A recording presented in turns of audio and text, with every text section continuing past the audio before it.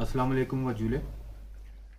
आज हमने आप लोगों को काफ़ी शॉर्ट नोटिस पे बुलाया है। बेसिकली यहाँ पे करगिल में वाखा पुलिस स्टेशन में एक केस एफआईआर रजिस्टर हुई है, FIR number 8/2023 under section 354A 354B 376 511 506 IPC, और आज हमने उसमें 342 भी ऐड किया है। Investigation is still going on, काफ़ी इनिशियल स्टेजेस में है। इस केस में बताने की जो बात है वो ये है कि एक बच्ची 21 साला लड़की जिसका नाम विथेल्ड रखा जाएगा, वो सफ़र कर रही थी एक काफ़ी सालों से हेडेक से। तो उसने अपने एलोपैथिक इलाज करवा के देख लिया, नहीं जब फ़र्क पड़ा है तो वो एक लोकल इलाज, जैसे अमची होते हैं वैसे ओनपा भी होते हैं, तो ये एक ओनपा के पास गई है मुलबेक में। ये बताना ज़रूरी है, इस ओनपा के पास ये इस लड़की की 4th विज़िट थी। ये हमेशा अपने फादर और कज़न के साथ जाती थी। 9th 10th 11th जून को ये जो है 3 बार ऑलरेडी जा चुकी थी। 3 बार इसको वहाँ उन्होंने मेडिसन और जो भी कुछ लोकल फूक मारते हैं, वॉटेवर इलाज जो वो करते हैं वो किया। उसके बाद इस लड़की को इस लोकल ओनपा ने फिर से 18th जून को बुलाया था। 18 जून को 7:30-8 बजे के आसपास ये लड़की वहाँ से अपने घर से चलती है चिकटन से, और ये मुलबेक में आते हैं। कलाक्सा करके गांव है जो जहाँ का ये रहने वाला है ओनपा, ये अपने घर पे ही इलाज करता है। तो इस ओनपा के घर में जो है वो सुबह 9 बजे के आसपास पहुँच जाते हैं। पहले इसकी ये लड़की और इसके जो फादर और कज़न हैं, तीनों को अंदर बुलाया जाता है, प्रेयर चल रही होती है। उसके बाद ओनपा इनको बताते हैं as per the statement of the girl कि लड़की जो है वो अंदर रहेगी, उसका मैं इलाज करता हूँ, तो बाकी वाले दोनों बाहर चले जाएं। अकॉर्डिंगली दोनों फादर और कज़न बाहर चले जाते हैं। उसके बाद लड़की जो है वो अंदर रहती है। वो उसको ओनपा जी बोलते हैं एज पर द स्टेटमेंट्स की आप जो है कुंडी लगा दें, लॉक कर दें दरवाज़ों को अंदर से, जो कि वो नहीं मानती है। फिर वो खुद लॉक करके तो उसके बाद वो ज़ोर ज़बरदस्ती करने की कोशिश करते हैं। जिस ज़ोर ज़बरदस्ती के हमारे पास कंक्रीट एविडेंसेस भी हैं, उसमें लड़की के हाथ पे भी रैशेज़ हैं, एब्रेजन के मार्क्स हैं, नेक में भी एब्रेजन के मार्क्स हैं, और उसके कपड़े भी फाड़े गए हैं, जो कि सारा हमारे पास कंक्रीट एविडेंस है, जो कि सीन ऑफ क्राइम से जो हमने लिया गया है। इवन लड़की का जो स्वेटर है वो भी उतार के फेंका गया था, जो कि हमने वहीं से रिकवर भी किया है। तो ऐसी छोटी छोटी चीज़ें हैं जो पुलिस अभी इन चीज़ों को एविडेंस ऑन रिकॉर्ड लाने में इस टाइम जो है इन्वेस्टिगेशन में काम कर रही है। आपको मैं बताता चलूँ, इसके बाद हमने अपॉन रिसीविंग कंप्लेंट, इसके बाद हमने इमीडिएटली केस रजिस्टर किया है, लड़की का मेडिकल करवाया है यहाँ पे करगिल में। उसके बाद जो ये ओनपा है इनको पुलिस रिमांड में पहले अरेस्ट किया जाता है, फिर कोर्ट में प्रोड्यूस करके इसकी बाकायदा 9 दिन की पुलिस रिमांड ली गई है। मैं आपको बताता चलूँ, पिछले 1.5-2 साल में किसी भी केस में हमें एक साथ 9 दिन की रिमांड नहीं मिली है, क्योंकि इस बार हमने बड़े अच्छे तरीके से इमीडिएटली एक्शन लेके इस केस को पुश किया। इसमें प्रॉपरली कागजी कार्रवाई, और इसमें ये भी मैं आपको बताता चलूँ कि इसमें जो केस हमारे इन्वेस्टिगेटिंग ऑफिसर हैं वो हमारा मोस्टली एचजीसीटीज या हेड कांस्टेबल्स को हम केस देते हैं, बट इस केस में हमने केस की गहराई को और इम्पोर्टेंस को देखते हुए, केस की सेंसिटिविटी को देखते हुए केस हम एएसआई को दिया गया है। एएसआई फिरोज हैं जो केस इंचार्ज हैं, और इंस्पेक्टर पलजोर जो एसएचओ वाखा भी हैं, ये इन दोनों की उनकी क्लोज सुपरविजन में काम कर रहे हैं एज अ टीम।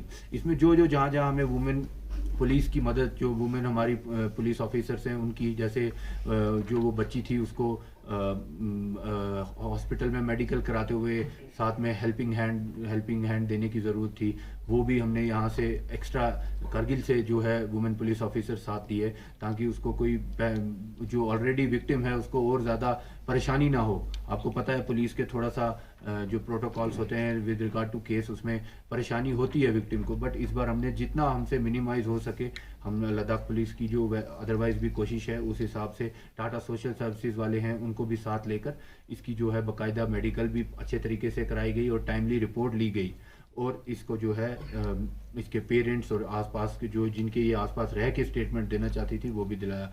उसके बाद मैं आपको बताता चलूं कि अभी केस फिर हमारा जो है इन्वेस्टिगेशन स्टेज में है। इसमें हमने लड़की का जो है, जो कि विक्टिम है, उसका कोर्ट में स्टेटमेंट 164A में रिकॉर्ड करवा दिया है, which is the main evidence जो हमारे इस केस में सबसे ज़्यादा हम जो इंशाल्लाह कन्विक्शन की तरफ कोशिश करेंगे इस केस को पुश करने की। उसमें जो सबसे ज़रूरी चीज़ थी वो 164A की स्टेटमेंट होती है।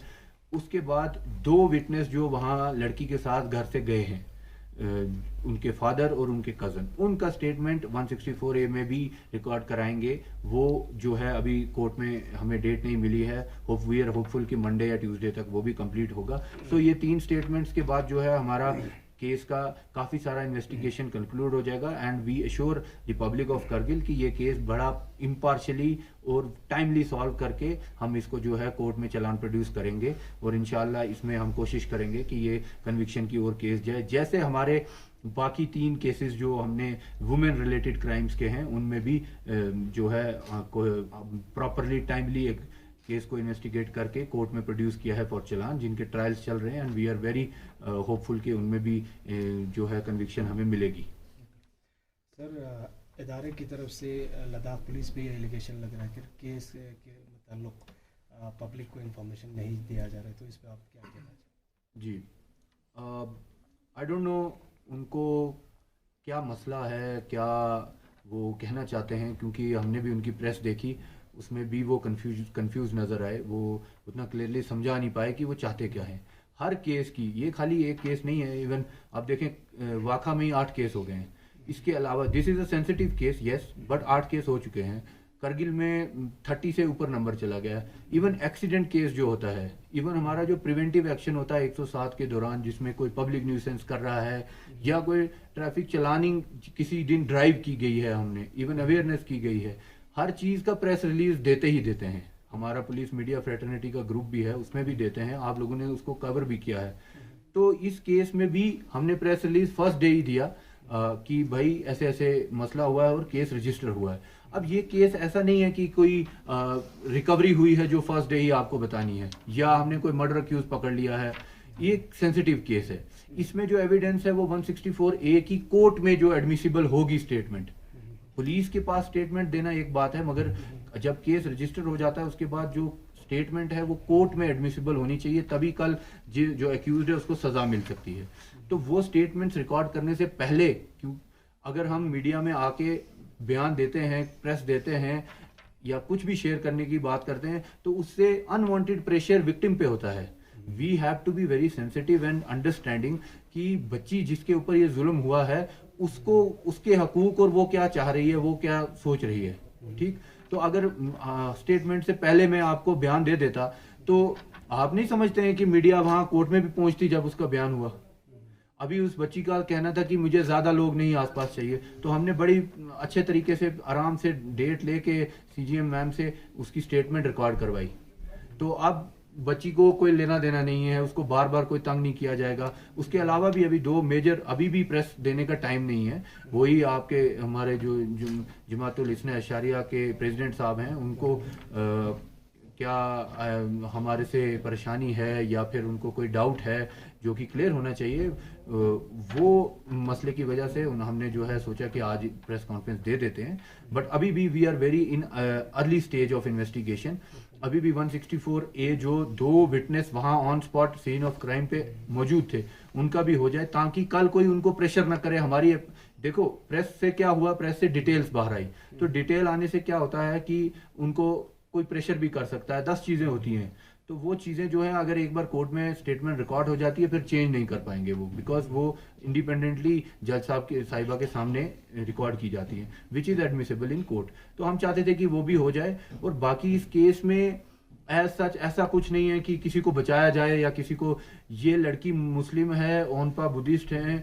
अगर लड़की भी बुद्धिस्ट होती, अगर लड़की सरदारनी या कोई और रिलीजन की होती, मुस्लिम के अलावा हिंदू होती या एनी अदर रिलीजन या कोई भी रिलीजन की नहीं होती, या हम सेम रिलीजन के होते, तब भी इस केस में कानून जो है वो रिलीजन बायस नहीं चलता है। इस केस में सेम सेक्शंस ऑफ एफआईआर लगती और इस केस को उसी तरीके से उतने ही विजिलेंटिज्म से हम जो है सॉल्व करने की कोशिश करते हैं। उसी तरह से और एलिगेशन लग रहा है जी, ड्रग्स को लेकर लद्दाख पुलिस अभी भी करगिल में उतना ड्रग्स को लेकर एक्टिवली काम नहीं कर रहा है।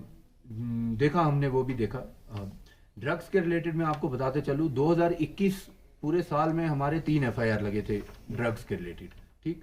2022 में 3 से 15 हो गए, ठीक है।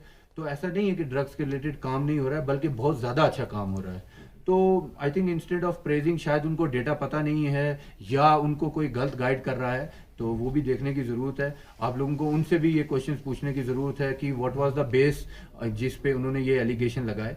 तो आई थिंक मैं आपको बताता चलूँ कि ड्रग्स एंड एक्साइज रिलेटेड जो इलीगल शराब बनती है करगिल में, बाहर से जो लोग आते हैं वो ज़्यादातर काम करते हैं। और NDPS के केसेस हमने टोटल 15 लगाए हैं पिछले साल के, और इस साल एक अभी लगा है। तो ये मिला के जो है, इसमें से 9 केसेस जो है ऑलरेडी कन्विक्टेड हैं, 3 केसेस अंडर ट्रायल चल रहे हैं एक्साइज के, 3 केसेस NDPS के।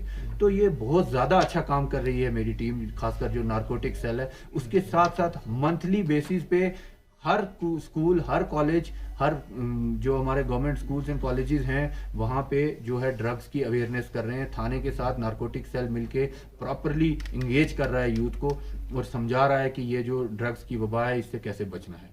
और अल्हम्दुलिल्लाह आई विल टेल यू कि करगिल में बहुत ज़्यादा फ़ायदा हो रहा है। आपने देखा होगा पिछले साल भी जो हमने इतना बड़ा कैंपेन और स्पोर्ट्स टूर्नामेंट भी किया, उसका भी main motive drugs, anti drug related और ड्रग्स के रिलेटेड जो अवेयरनेस देना है वो था। सर इसी केस से रिलेटेड सर आईएसके की तरफ से कल का कॉल आप क्या कहना चाहते हैं? देखिए, ISK एक नॉन गवर्नमेंट ऑर्गेनाइजेशन है, वो एज सच ऐसे बंद कॉल नहीं दे सकते हैं। अगर उन्होंने बंद कॉल दिया है तो वो बंद कॉल इलीगल है। और मेरी लोगों से और मर्चेंट एसोसिएशन और बाकी जो एसोसिएशन है उन सब से अपील है कि आपके अभी जो उन्होंने एक डाउट क्रिएट किया था पब्लिक के दिमाग में, वो भी मैंने अभी क्लियर कर दिया है। इससे ज़्यादा अच्छे से इन्वेस्टिगेशन हो नहीं सकती है। तो अभी मैंने आपको फिर से बताया कि NDPS केसेस में भी किसी केस में हमें 9 दिन की लगातार पुलिस रिमांड नहीं मिली है। This is the only case, और ये सेंसिटिविटी जुडिशरी ने भी समझी है तो दी है।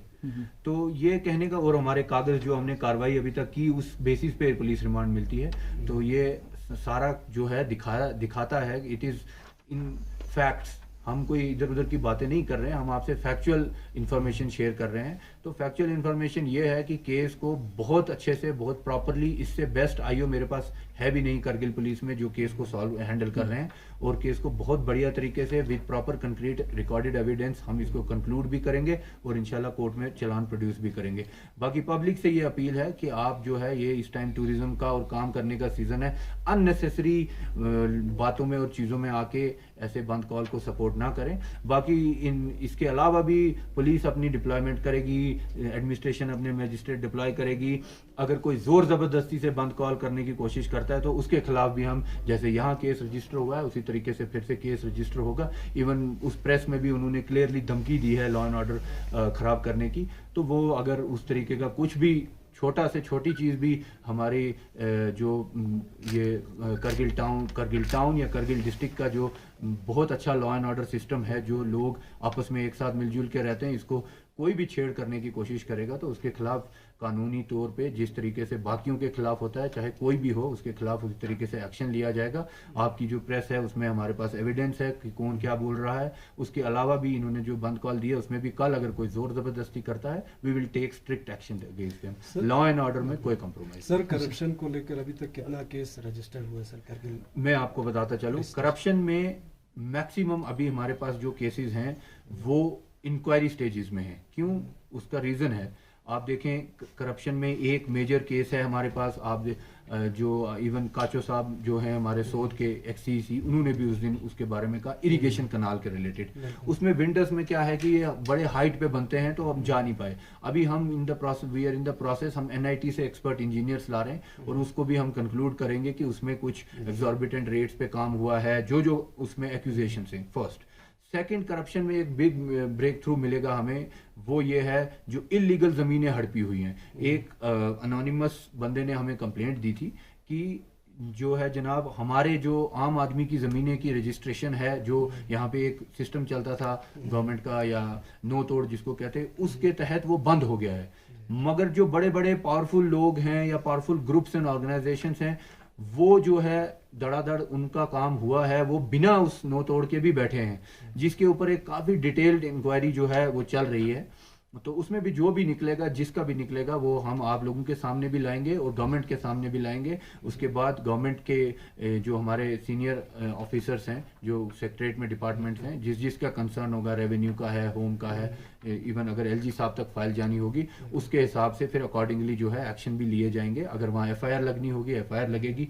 उसके अलावा कुछ गवर्नमेंट ऑफिशियल्स के खिलाफ भी कंप्लेंट्स हैं, कुछ कंप्लेंट्स एसीबी की तरफ से आ रही हैं जो कि पेंडिंग हैं, जो कंप्लीट नहीं हुई हैं। हम पूरा कोशिश कर रहे हैं, हमारा जो फाइनेंशियल क्राइम यूनिट है उसमें हमने इस बार पिछले 6 महीने से उसकी स्ट्रेंथ भी ट्रिपल कर दी है, क्योंकि केसेस बहुत आ रहे हैं। तो वो एज पर बेस कंप्लेंट जो है हम इंक्वायरी सबमिट कर रहे हैं। मेजॉरिटी ऑफ द केसेस में होता क्या है कि मेजॉरिटी ऑफ द केसेस में जहाँ जहाँ गवर्नमेंट ऑफिशियल्स का रोल आता है, इन्वॉल्वमेंट आती है, वहाँ हमें वो केसेस की इंक्वायरी कंक्लूड करके फॉर डिपार्टमेंटल एक्शन वो उनको भेजनी पड़ती है कंसर्न डिपार्टमेंट को।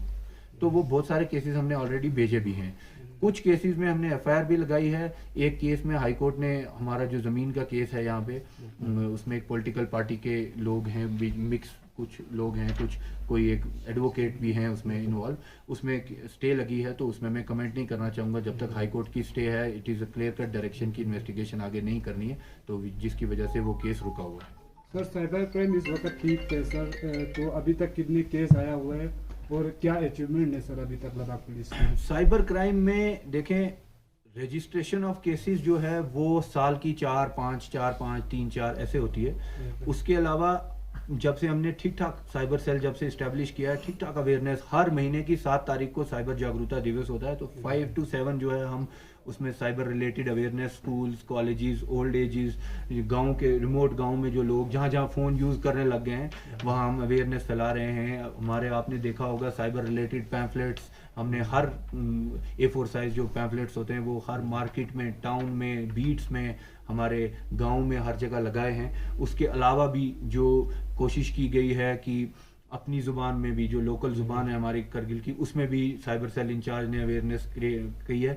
मगर मैं आपको सबसे बड़ी बात ये बताऊं कि साइबर रिलेटेड में इवन आपके माध्यम से ये अवेयरनेस भी होगी, जब भी किसी के साथ साइबर फ्रॉड होता है, खासकर बैंक से पैसा निकालने वाला, तो आपको इमीडिएटली जो हमारे इमरजेंसी नंबर्स हैं, हमने हर जगह उनके पोस्टर्स भी लगाए हैं, अदरवाइज भी शेयर किए हैं। अगर किसी को कुछ नहीं नंबर याद है तो 112 को ही डायल करें, ठीक, और हमें बताएं। नहीं तो पीसीआर का नंबर यहाँ जोजिला की वजह से हर बंदे नफर के पास है, खासकर लोकल के पास।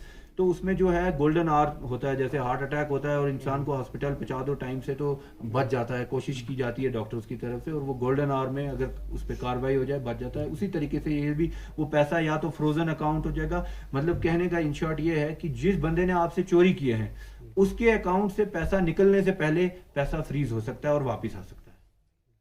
तो ये जो है ये समझने की जरूरत है। अभी भी रिसेंटली एक केस हुआ, पढ़ा लिखा आदमी, उसको वो पैसे मांगते रहे बार बार, वो 8-10 दिन तक लगातार पैसे देता रहा है, 10-12 लाख का उसको जो है फ्रॉड किया गया। उसके बाद 1 हफ्ता वेट करने के बाद वो हमारे पास आया, तब हम उसको खास मदद नहीं कर सकते हैं, क्योंकि ये बड़ा ऑनलाइन है सिस्टम और ऑनलाइन लोग अपनी आइडेंटिटी चेंज करके बातें करते हैं, आपको अप्रोच करते हैं। और तीसरा सबसे ज़रूरी बात है, चाहे हमारी छोटे बच्चे हों, बेटियां हों, आज इवन स्कूल के बच्चों के पास भी फ़ोन है बिकॉज ऑफ द डिजिटल जो हमारा रेवोल्यूशन है, और कोविड के बाद खासकर बच्चों ने ऑनलाइन पढ़ना शुरू किया है। सबसे मेरी रिक्वेस्ट है, और सबसे खास तौर पे पेरेंट्स से रिक्वेस्ट है कि बच्चों को भी और खुद भी ये समझाना है और ये प्रैक्टिस करना है कि अननोन नंबर, जो खासकर आपका इस एरिया के बाहर का नंबर लगता है आपको, ये तो हमें पता है यहाँ का एक 700 नंबर है, एक 600 नंबर है, ऐसे ही एयरटेल के कुछ नंबर हैं, BSNL के कुछ नंबर है, उस सीरीज के अलावा नंबर उठाने की जो है, अनलेस आपको पता है ये किसका फोन है, मेरे हिसाब से नहीं उठाना चाहिए। अगर वो कोई जेन्युइन केस होगा वो आपको मैसेज कर देगा कि भाई मैं ये इंसान हूं, मेरा फोन उठाओ। नहीं है तो फिर वो आपको फोन जो है अवॉइड करना चाहिए। This is the best way to save yourself from cyber fraud. वरना वो लोग जो है ऐसी नई टेक्निक, जितनी हम अवेयरनेस करते हैं वो उतना और नया टेक्निक ला के लोगों को जो है बहला फुसला के जो है साइबर फ्रॉड करने की कोशिश करते हैं। सर ड्रग्स से रिलेटेड सर आपकी तरफ से कोई अवेयरनेस प्रोग्राम होगा सर? जी, ड्रग्स के रिलेटेड जब भी हम साइबर जागरूकता दिवस करते हैं उसके साथ साथ हम हर महीने ड्रग्स के रिलेटेड अवेयरनेस भी करते हैं। लास्ट ईयर आपने देखा हमने काफ़ी ग्रैंड स्केल पे स्पोर्ट्स टूर्नामेंट किया। इस साल भी हम उसके प्लानिंग में हैं। इंशाल्लाह इस बार हमारा एक प्लान बच्चों को भारत दर्शन का भी है, जिसमें बच्चे दूसरी जगह जा जाके देखेंगे कि वहाँ के गवर्नमेंट इंस्टीट्यूशंस, पुलिस और जो हमारे इंपॉर्टेंट इंस्टीट्यूशंस हैं वो कैसे काम करते हैं, और एक ओवरऑल एक्सपोजर भी लेंगे। और नशा मुक्त जो है हमारा अभियान जो है उसमें उनको एक जनरल एक्सपोजर भी मिलेगा कि ये दुनिया इस साइड से अच्छे तरीके से अगर काम रहेंगे, हम इन चीज़ों से बचेंगे और स्कूल की पढ़ाई, एजुकेशन की तरफ, स्पोर्ट्स की तरफ फोकस करेंगे तो अच्छी लाइन पे चलेंगे, वो होगा। दूसरा, आप मंडे को ही नशा मुक्त अभियान का डिग्री कॉलेज में काफ़ी ग्रैंड प्रोग्राम है। आप लोगों को शायद इन्फॉर्मेशन ऑलरेडी आई होगी, अगर नहीं आई है तो मैं आपको बताता चलूँ। 2 बजे डिग्री कॉलेज में, गवर्नमेंट डिग्री कॉलेज में प्रोग्राम है, जिसमें डीसी साहब भी रहेंगे, मैं भी रहूँगा, और बाकी सारे गवर्नमेंट के हेल्थ, एजुकेशन और एनीवन एल्स रिलेटेड टू जो यूथ है हमारा डिपार्टमेंट जो है वो सारे वहाँ पे अवेलेबल रहेंगे। वो अपनी तरफ से ड्रग्स रिलेटेड अवेयरनेस और इन्फॉर्मेशन शेयर करेंगे बच्चों के साथ। सर आज के डेट में जो है करगिल में जो यूथ का जो पॉपुलेशन है सर बहुत ज़्यादा है। जी जी जी। तो सर आप ऐसे एसएसपी करगिल से आपका क्या एडवाइस रहेगा सर, खासकर जो यूथ यंग जनरेशन के लिए सर? जी, मेरा एडवाइस, सबसे पहला जो एडवाइस है वो ये रहेगा कि आप पॉजिटिव चीज़ों पे फोकस करें।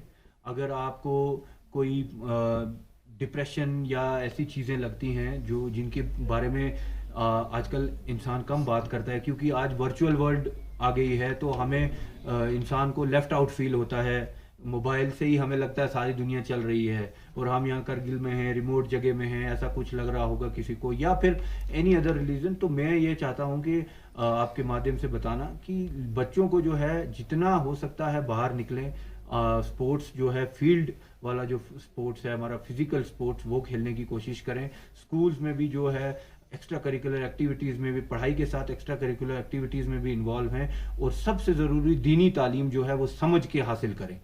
करगिल में जो मैंने देखा, दीनी तालीम समझ के हासिल करना बहुत बहुत बहुत बहुत ज़रूरी है, क्योंकि जो टाइम चेंज हो रहा है उसमें हमें जो है इस टाइम में किस तरीके से, सही तरीके से ज़िंदगी अपनी बितानी है, उसका सबसे सिंपल सोल्यूशन जो है वो हम सब की रिलीजियस बुक्स में है। उसको अगर हम सही तरीके से समझ के पढ़ेंगे तो हमारी बाकी दुनियावी मसले भी जो हैं वो आराम से इजीली टैकल हो सकते हैं।